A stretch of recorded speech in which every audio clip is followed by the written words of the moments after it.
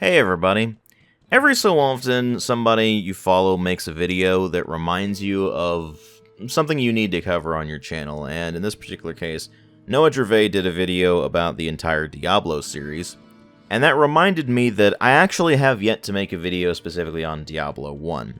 I have referenced it numerous times on this channel, but I have never actually made a video about it. The only Diablo game I've made a video about is Diablo 2, and that consisted of me messing around with the game for about a quarter of an hour, getting ridiculously bored of it, and not seeing even the slightest bit why people seem to hold it in such high regard, and making a video exactly about that. But I had never actually made a video on the original Diablo, so this video exists to remedy that. Now before I really delve into the game itself, let me go ahead and give you a bit of background for my experience with this series. It started with hearing about the game back in the late 90s, and the buzz around the game being ridiculously positive. Everybody was acting like it was basically the best thing since sliced bread. But I didn't play it until a few years after the game released, when I was finally able to get the demo. And after having installed and played the demo, I looked at all of those people who were acting like Diablo was the best thing since sliced bread, and wondered what in the living hell they were talking about. Because the Diablo that I played was the single most boring game I had ever played up to that point. And it made me legitimately angry that I wasted the time and bandwidth on that demo. Because something that younger gamers out there will not understand is that at the time I was downloading the Diablo demo, it was over a 56k modem connection. And while these days on cable or fiber, a 56 megabyte file will take you maybe a few seconds, over a 56k modem connection, it will take you several hours, and there is a very good chance that the connection will be interrupted and you will have to start it over again. And that was because of both the poor quality of phone connections at the time and the fact that, well, because it was a phone line connection, if somebody picked up the phone and started using it, then your internet would cut out. I know it's pretty inconceivable for most folks these days, but you have no idea just how much of a leap forward even something like DSL was compared to that. But anyway, point is that it took me several hours to download this demo, and when I was finally able to play it after the game being hyped up to a ludicrous degree at the time, it was the biggest gaming letdown I had experienced up to that point. The only thing that even came remotely close is when I got Age of Empires 2, and I actually couldn't play it because my monitor didn't support 800 by 600. So time goes on, I play other games, and I gradually start getting more and more into role-playing games, especially once Arcanum of Steamworks and Magic Obscura comes out, and fully cements my love of the RPG genre. And as I continue to delve into the genre and find more and more RPGs to look into, I keep noticing a trend. There's this specific type of game that keeps coming up in recommendations for me when I'm looking up RPGs. And it keeps getting referred to as action role-playing games, or ARPGs, a name which gives the impression of real-time action-based gameplay, but it's also a role-playing game. And on paper, that sounds like a match made in heaven for me, because I like action games, and I really like role-playing games. Combining the two sounds like a fantastic idea. Except there was one problem with this, and it is a problem that persists to this day. Most of the games you see referred to as ARPGs are not role-playing games at all.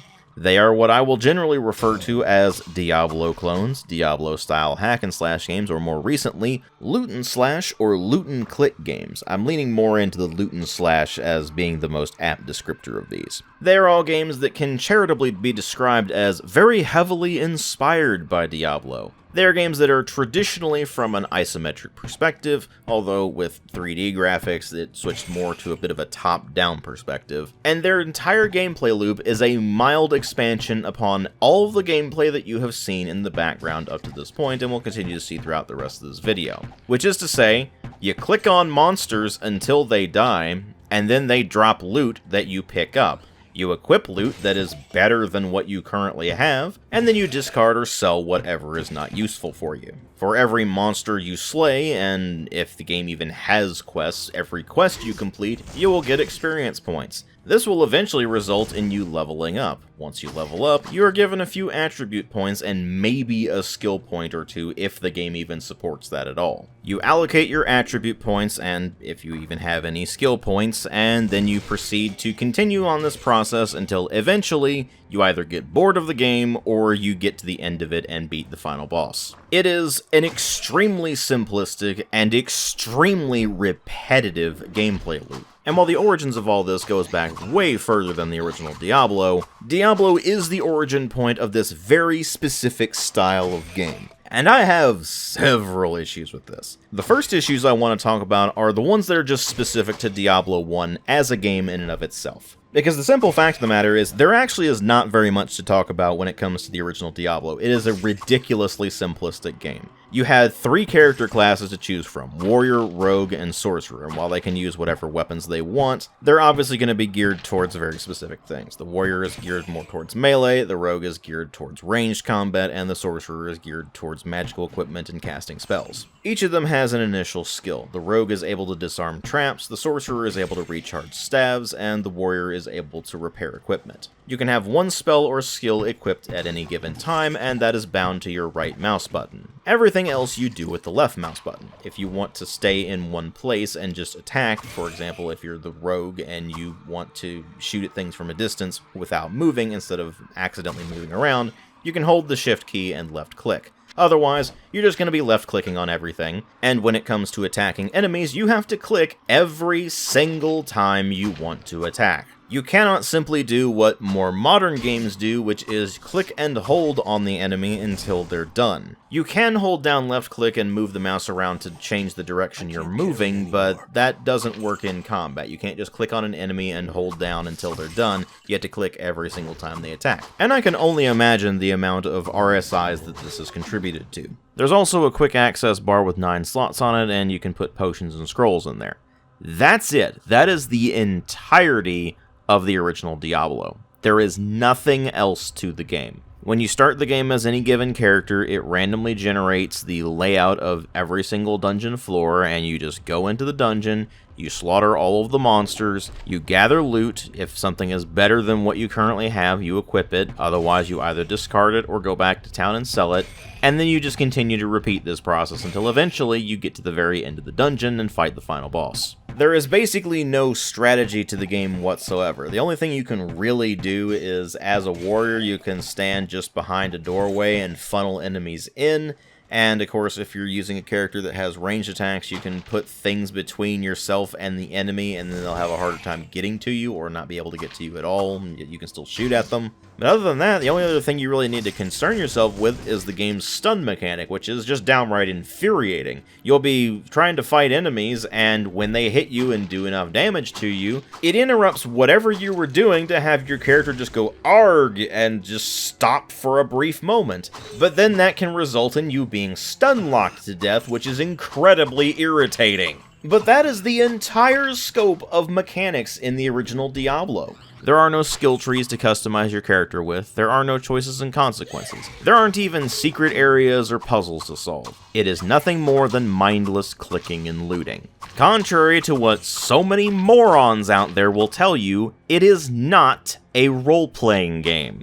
It has mechanics commonly associated with role-playing games, but it is not in itself a role-playing game. If I am being extremely charitable, I might describe it as a dungeon crawler, because on the most technical of levels, it is technically a dungeon crawler, but it is such a primitive dungeon crawler that even dungeon crawlers from the 80s, let alone the early 90s and forward, are considerably more advanced, challenging, and interesting than it. Because not only do some of those actually get pretty close to being proper role-playing games, and in cases like Ultima Underworld actually are proper role-playing games, but they also typically, but not always, include party management to deal with, so it's not just one character going into a dungeon and whacking stuff, it's a party of adventurers going into dungeons and doing stuff. They'll include traps beyond the extremely simplistic, you can open this container and it will either spawn an enemy for you to fight, or it'll just do damage to you. They have secret areas you can find that will significantly reward your thorough exploration, and many of those secret areas will be locked behind puzzles that you'll need to solve, and some of those can actually actually be quite devious, and of course there will also be puzzles you will need to solve just to progress the game in general. There is also rarely trash loot in any of those games. It can all be useful at some point, even if it's just to do something like weighing down a pressure plate with some old piece of equipment that's no longer useful to you. In fact, proper role-playing games, action role-playing games, and even dungeon crawlers had all evolved so much by that point that even at the time Diablo originally released, it was actually being compared more to the likes of Gauntlet or Dark Chambers or these other very old-school arcade dungeon crawlers where they weren't really RPGs of any kind, they were just action games. And yet, despite Diablo being quite literally nothing but going into a dungeon, whacking things until they fall over, and looting stuff, the mainstream gaming narrative would have you believe that not only was Diablo completely revolutionary, but it was the first action role-playing game. Never mind, I guess, games like Elder Scrolls II Daggerfall that released the year prior to Diablo, or Ultima 8, which released 3 years prior to Diablo, and funnily enough actually plays and controls remarkably similarly to Diablo. Not to mention Origin System's even earlier attempts than the likes of Ultima 8 being stuff like Times of Lore and Bad Blood back in the very late 80s into the early 90s. Really the only thing Diablo truly brought to the table that was actually new and was actually significant for Diablo was BattleNet.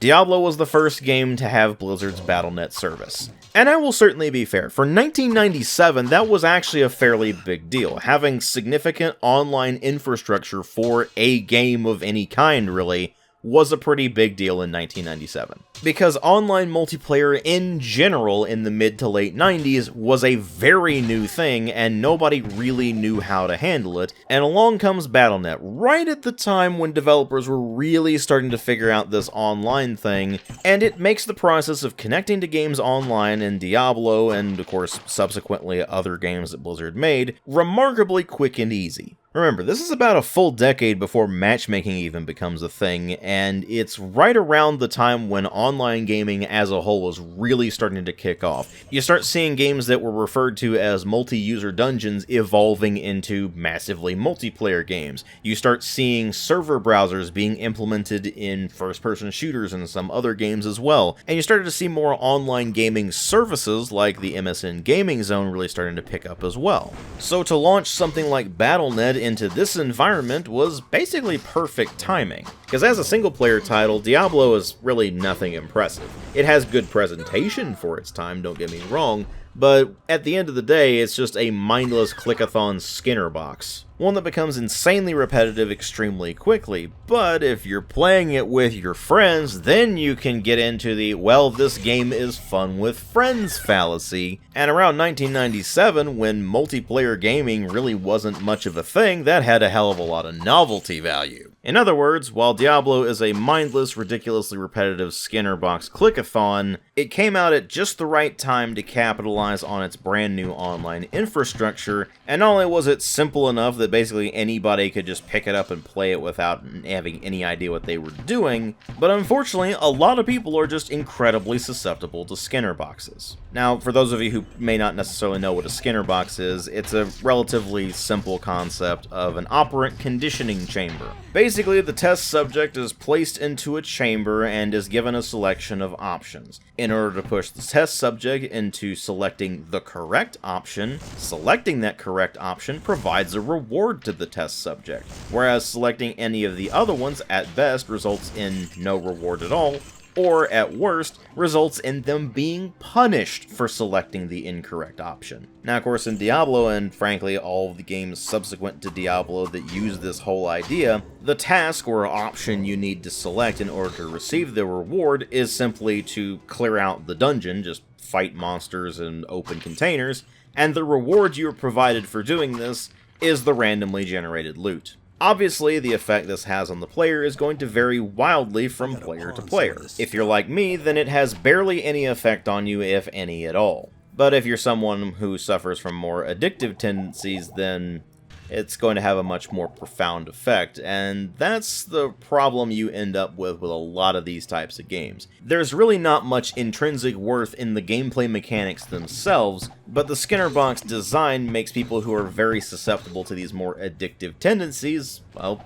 get addicted to the whole cycle of killing monsters, getting loot, and just repeating the process until eventually they just get too tired of the game or the game ends. And while the original Diablo and Diablo 2 aren't really malicious about this whole thing, it is something that becomes far more malicious the more recent you get in not only the Diablo series, but any game that was heavily inspired by the Diablo series. The more recent you get with these types of games, the more you notice how heavily they push things like microtransactions or battle passes or something along those lines in order to capitalize on the addiction factor of the game rather than any kind of intrinsic quality of it, like story or characters or even just pure gameplay mechanics. And obviously some of that is going to overlap with the rant I did recently about live service games, but you get the idea. While the idea itself was definitely present in video games prior to Diablo, the success of Diablo is really the turning point there. In and of itself, Diablo 1 is an incredibly simplistic, extremely repetitive, and ultimately extremely boring game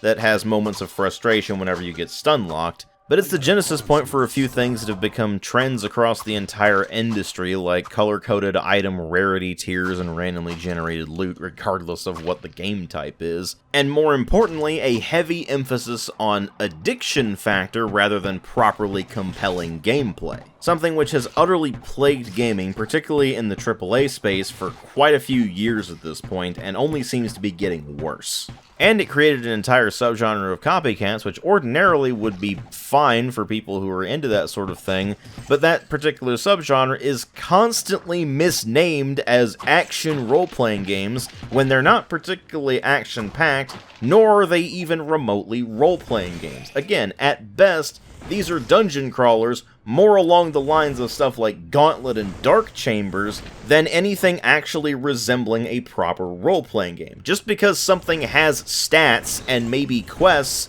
does not make it a role-playing game. And I'm going to refrain from going on a rant about that in this particular video because frankly that's a subject for a video on its own. Just what makes a role-playing game and why so many games that are referred to as role-playing games aren't actually role-playing games. But as for Diablo, the way I can really sum it up is as follows. The game itself bores the living shit out of me.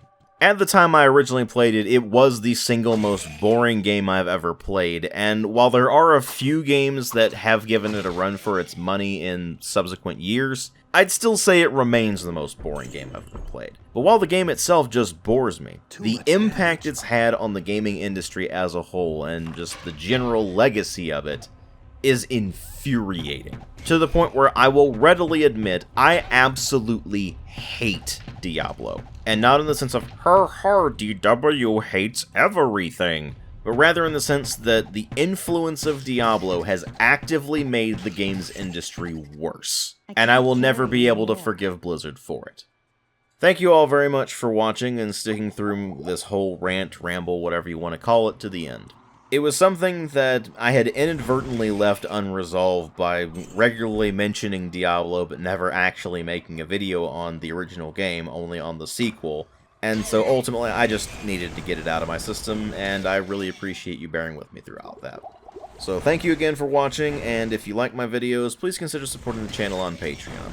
If you can't afford to or don't want to, that is perfectly fine, I understand, but the option's there if you're interested, and every bit really does help out. Thanks again for watching, and I will see you all in later videos.